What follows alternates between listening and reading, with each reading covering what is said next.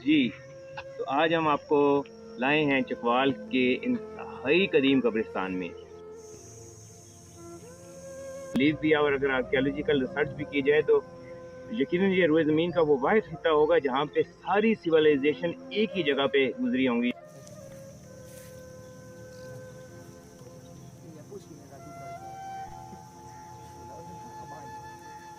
बिलख़ुसूस एक एक जगह जहाँ से जिसको शायद रोए ज़मीन की कदीम तरीन जगह कहा जाए तो गलत ना होगा, जहाँ से कि बहुत से जिस तरह डायनासॉर्स का इंटैक्ट पूरा एक वहाँ पे एक ढांचा भी मिल चुका है। इस तरह और चीज़ें भी हैं। इंसान की तारीख़ का सबसे पहला हथियार जिसको एक इंतहाई मुनफरिद कतबा दिखाता हूँ, ये आप देखें। ये जो कतबे हैं ये सिर्फ कब्र की एक जानब है, यानी इनकी दूसरी जानब आपको कतबा नज़र नहीं आता।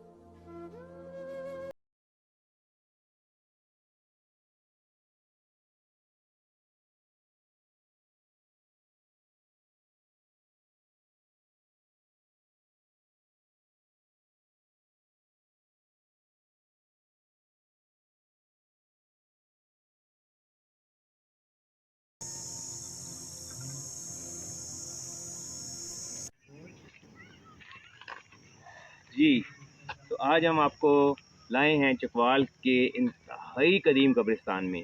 यहाँ मैं आपको बताता चलूँ कि चकवाल में इस किस्म के कदीम कब्रिस्तान और कदीम आर्कियोलॉजी लोकेशन जो हैं, इसको आप ये तो रिलीजियस लोकेशन है, लेकिन अगर आप आर्कियोलॉजी लोकेशन की भी बात करें तो चकवाल में उनकी तादाद भी सैकड़ों के बीच में है। और चकवाल में जैसे एक दो साल पहले भी अपने ब्लॉग में कह चुका हूँ, चकवाल मेरा बिलीव भी है और अगर आर्कियोलॉजिकल रिसर्च भी की जाए तो यकीनन ये रोए ज़मीन का वो वाहिद खित्ता होगा जहाँ पे सारी सिविलाइजेशन एक ही जगह पे गुजरी होंगी। यानी एक ही जगह से मुराद ये है कि अगर कोई पहाड़ी की टिकरी है या कोई जगह है जहाँ पे आपको कुशानका भी मिलेंगे, ग्रीक भी मिलेंगे, बुद्धा भी मिलेंगे, इस्लामिक कल्चर भी मिलेगा और ऐसी ऐसी लोकेशन हैं जहाँ पे चकवाल में ये तमाम उनके सिक्के, उनकी मूर्तियाँ आपको एक ही पहाड़ी, एक ही जगह से मिल चुकी हैं। ये कदीम कब्रिस्तान भी एक इंतहाई वसी और इस रकबे पे फैला हुआ है और बिल्कुल 100% गुमनाम कब्रिस्तान है। इसकी क्या हिस्ट्री है, कितना पुराना है, ये किस तरह वजूद में आया, इस हवाले से अगर हम अगर चकवाल की हिस्ट्री पे गौर करें तो चकवाल एक बहुत बड़ी गुजरगाह रही है। आज भी यहाँ पर शेर शाह सूरी रूट के निशानात आपको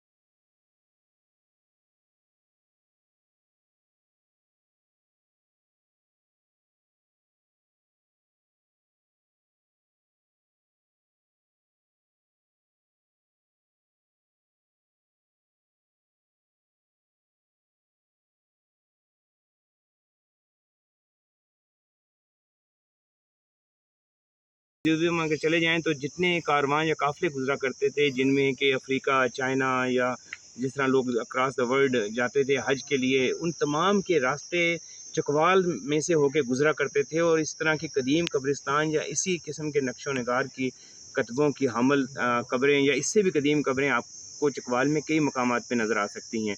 बिलख़ुसूस एक एक जगह जहाँ से जिसको शायद रोए ज़मीन की कदीम तरीन जगह कहा जाए तो गलत ना होगा, जहाँ से कि बहुत से जिस तरह डायनासॉर्स का इंटैक्ट पूरा एक वहाँ पे एक ढांचा भी मिल चुका है। इस तरह और चीज़ें भी हैं। इंसान की तारीख़ का सबसे पहला हथियार जिसको एक हथौड़ा कहा जाता था, वो भी वहाँ से मिल चुका है।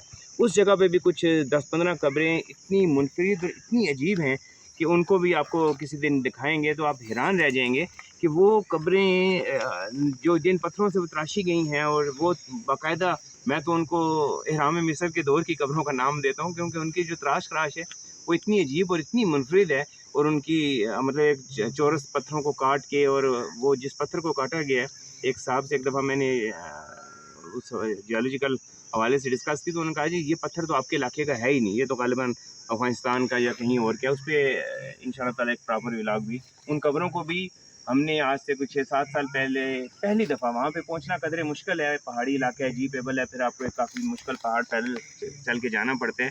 उनको उन कब्रों को 6-7 साल पहले हम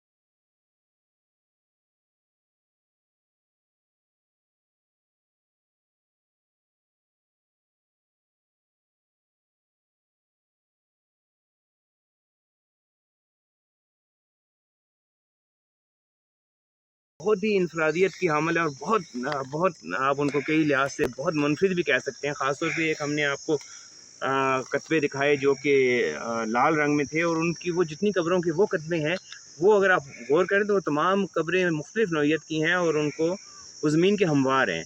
और इसी तरह अगर हम यहाँ पे जो जो जो इनके ऊपर ज़ुबान लिखी गई है, तो वो इन पे भी कुछ जगह पे जैसे सीन की जगह शीन इस्तेमाल हुआ है, सुल्तान को सुल्तान लिखा गया है। इस तरह कलमा भी सादा से अंदाज में लिखा गया है। उन चीज़ों को देख के बिल्कुल ऐसा महसूस होता है कि ये कोई सिविलाइज्ड दौर ही था। और ज़ाहिर बात है इस्लाम भी यहाँ पे आए हुए वो इतनी ज़्यादा क़दामत तो नहीं है कि उसको आप बहुत पीछे ले जाएं। और ये एक इस्लामी मुसलमानों की अल्हम्दुलिल्लाह आबादी है। चकवाल में इतने बड़े बड़े मुसलमानों के कब्रिस्तान देख के एक ये भी गुमान गुजरता है कि यहाँ पे जो है वो मुसलमानों की आबादियाँ वो बहुत बहुत वसअत बहुत बहुत वसी रकबे पे फैली रही हैं। अब तो हमें चकवाल में दूर दूर आबादी नज़र आती है।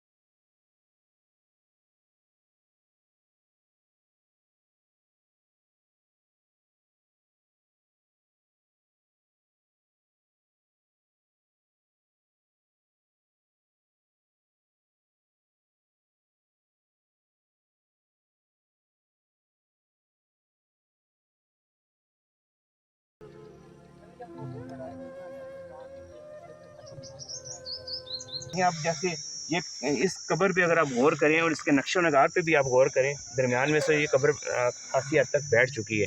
लेकिन अगर आप नक्शो नगार पे गौर करें तो ये जिस भी पत्थर से या सीमेंट नुमा मटेरियल से या जिस तरह वो चूने के पत्थर का सीमेंट बनाया जाता था उन चीज़ों से, तो इनमें एक मखसूस किस्म का निशान बना है। कुछ कब्रों पे आपको ये निशान मिलता है, कुछ कब्रों पे आपको किसी और किस्म के निशान मिलते हैं। तो उन कब्रों के कस्बों की भी मुख्तलिफ़ वैरायटियाँ हैं। ग़ालिबन अब ये भी कोई ऐसा निज़ाम रहा होगा।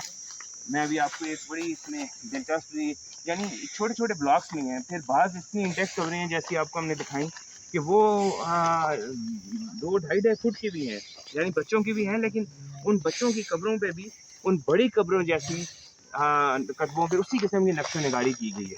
अब ये जो कब्रों का इस तरह मुख्तलिफ होना है, अब इसके बारे में ज़ाहिर बात है कोई इंतहाई रिसर्च करने वाले आर्कियोलॉजी वाले लोग हों तो वो तो शायद इस तक पहुँच सकें। अब मैं आपको एक बहुत ही इंतहाई मुनफरिद कतबा दिखाता हूँ। ये आप देखें, ये जो कतबे हैं ये सिर्फ कब्र की एक जानब है, यानी इनकी दूसरी जानब आपको कतबा नज़र नहीं आता है।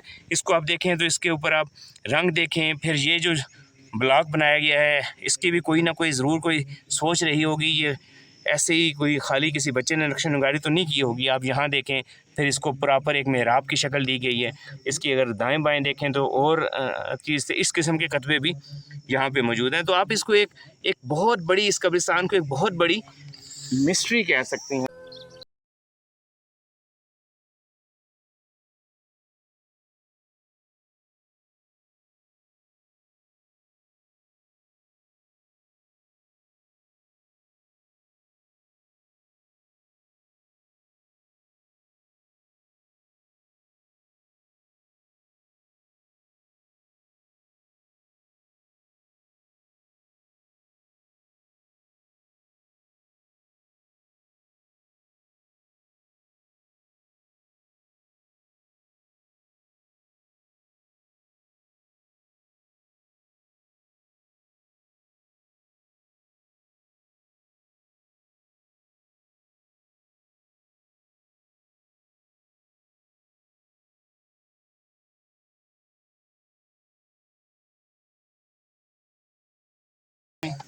तो ये देखें, ये अब मैं आपको ये एक और नौइयत के कतबे हैं जिनका जो है वो 3 से 4 फुट तक ये सीधे पत्थर लगाए गए हैं। लेकिन इनको भी तराशने की कोशिश की गई है। ये ऐसे नहीं कि कोई पत्थर उठाया और उसको लगा दिया, इन पे भी बाकायदा इनको भी एक तरह से, क्योंकि ये सब एक आइडेंटिकल है, एक जैसे पत्थर है। तो चकवाल के इस तरह के जो राज हैं उनसे पर्दे उठाने के लिए, अगर हम जिस तरह हम बाज़ कहते हैं कि मोहनजोदड़ो और इस तरह की बड़ी तहजीबें हैं, तो मैं तो कई दफ़ा कहता हूँ कि उन तहजीबों से बड़ी जो है हमें तहजीबें वो चकवाल में मिल सकती हैं अगर उन पर काम किया जाए तो। अब इस पत्थर को देखें, इस तरह के आपको अलहदा पत्थर कई जगह पे मिलते हैं और वो बिल्कुल ऐसे ही हैं, यानी ये किसी ये नेचुरल किसी चीज़ को तराश के गढ़ के बनाए गए हैं, ये उस सीमेंट से तो नहीं बनाए गए हैं। अब इतनी ज़्यादा मिस्ट्री और इतनी ज़्यादा हैरानकुन चीज़ें हैं। इधर आप इसको इस तरफ से देखें अगर, तो ये देखें इसमें बाकायदा, और ये भी नहीं कि ये कोई बारिश और पानी से मुसलसल बन गया, इस तरह के और भी हैं जो इससे भी आइडेंटिकल हैं। तो यकीनन आपके लिए ये सब कुछ खासा चकवाल के हवाले से खासा नया भी रहा होगा और चकवाल का एक नया पहलू आपके सामने आया होगा। तो इस तरह हमारे पास कुछ आर्कियोलॉजी साइट्स जो हैं वो कुछ पहाड़ों में भी, कुछ दूर दराज इलाकों में भी हैं जहाँ पे बाकायदा आबादियाँ मौजूद हैं। यहाँ तो कब्रिस्तान है लेकिन वहाँ आबादियों के बहुत वसी इलाके में निशानात हैं। इस तरह कुछ कब्रें कब्रिस्तान में इतनी कदीम हैं जो कि बारिश और उन चीज़ों से वो अब ज़मीन में काफ़ी हद तक धंस चुकी हैं।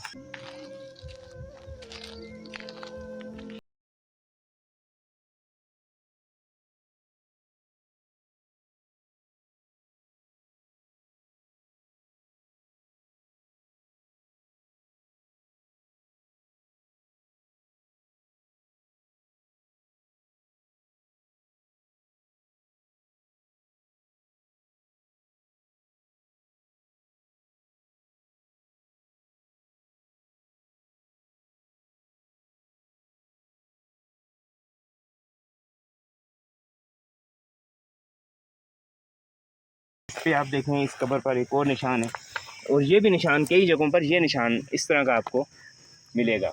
बहरहाल जी, इस पे कितने राज हैं और कितने राजों से हम पर्दा उठा सकते हैं, कितनों से नहीं उठा सकते हैं, और कितने राज कुदरत ने छुपा के और पिन्हा करके रखे हुए हैं और उसने कब उठानी है, ये बात सिर्फ रब कायनात ही जानता है। लेकिन हमारी कोशिश हमेशा रही है और रहेगी कि हम आपको चकवाल की इन खूबसूरतियों से मुसलसल रोशनास कराते रहें और ऐसी चीज़ों से जिसमें कि जैसे अब रिलीजियस टूरिज़म भी और इस किस्म की कदीम तहजीबें भी, वो भी हमारी कोशिश रहेगी कि हम किसी न किसी तरह आप तक पहुँचाते रहें। आपका बहुत शुक्रिया।